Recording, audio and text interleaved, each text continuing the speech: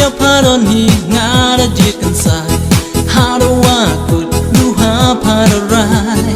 come unity all it was done I don't go to me I'm lying sa chi kan tiên don hi qua au tim na pa how do kan one is nhau po yang nga come kai tôi ki wa ki thwai is nhau mi mum ye batai many say is nhau yang nga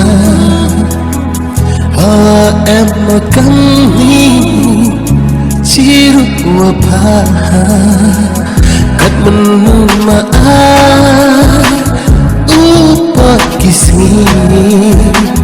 kamwa thang sakya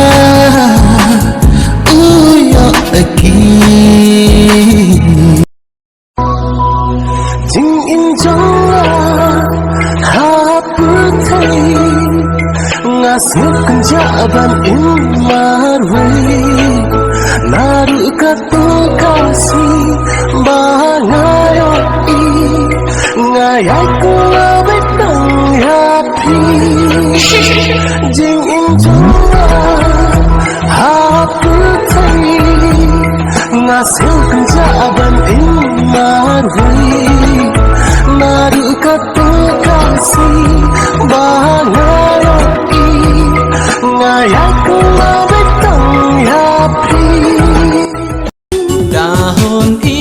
man sin du hapa you tang was cam ngawon kala ijo ijing mod hado wa kun ko yo usmai kam ni du alo come now na humi da telun maya wa ko rata unjun kawana nga pada telu maya wa ko rata unjun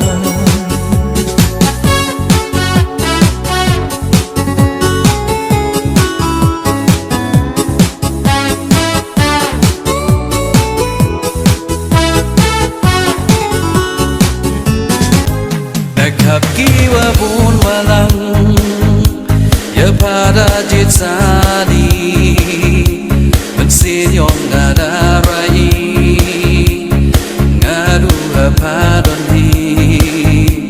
man mila kamu sentuh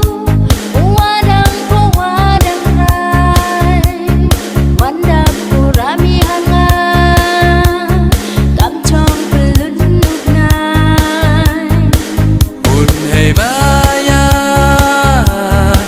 iwa dap iwa chai